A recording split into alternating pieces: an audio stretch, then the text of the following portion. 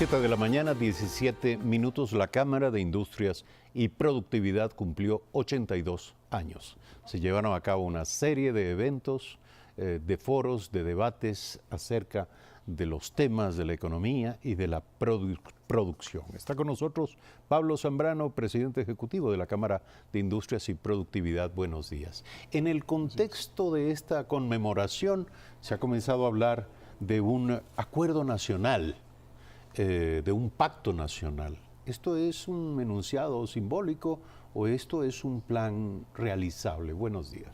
Buenos días, Eduardo. Muchísimas gracias por la oportunidad. Un saludo a la teleaudiencia.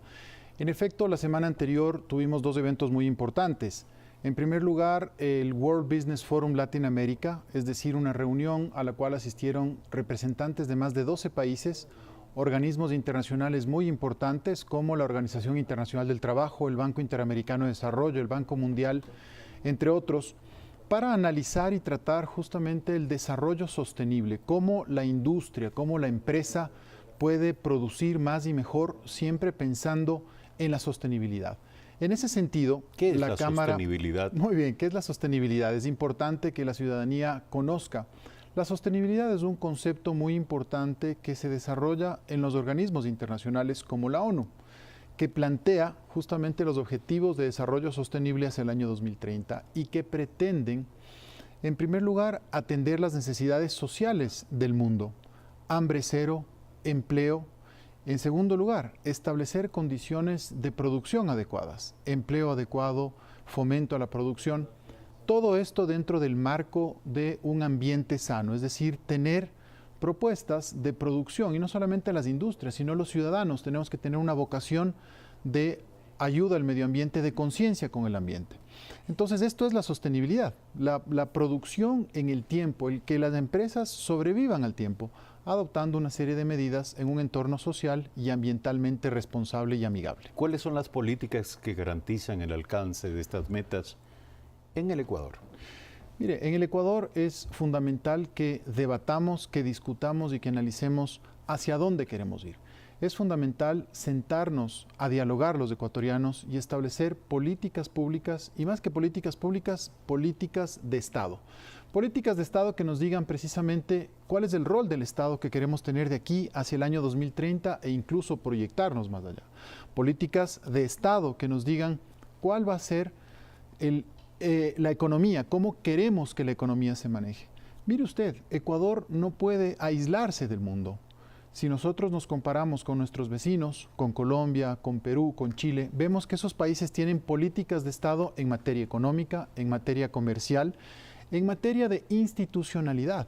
Es fundamental que el Ecuador recupere los conceptos esenciales de república, de democracia, de división de poderes, y vemos que eso se está haciendo. Entonces queremos apoyar como sector productivo en estos aspectos que son fundamentales para garantizar la sostenibilidad. Cuando habla del rol del Estado, ¿cuáles son sus preocupaciones? El rol del Estado, ¿cuál debe ser? El Estado tiene una función muy importante que cumplir, y esa función es la función de regular, ¿no es cierto?, establecer normativas. Otra de las funciones importantísimas del Estado es proveer servicios, educación, salud, seguridad.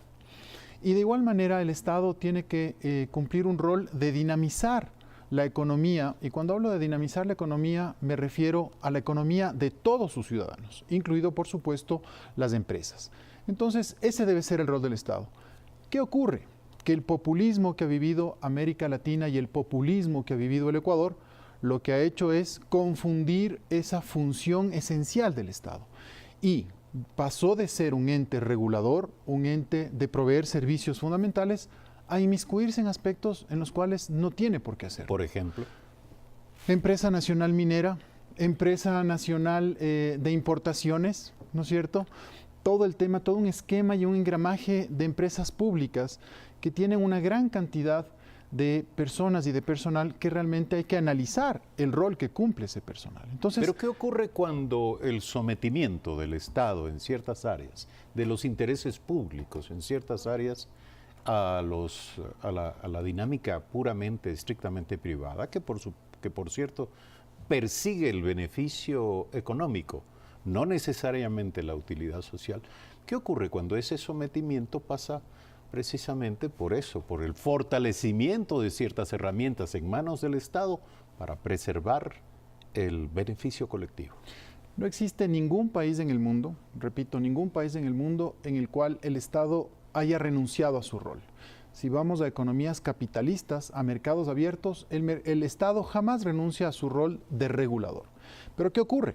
Que en el Ecuador, lamentablemente, hemos pasado... un poco exagerada. Ha dicho, no existe ningún país en el mundo donde el Estado haya renunciado a su rol. En ningún país en el mundo existe un Estado libre, libertario, que no controle y que no regule. Pero hay matices.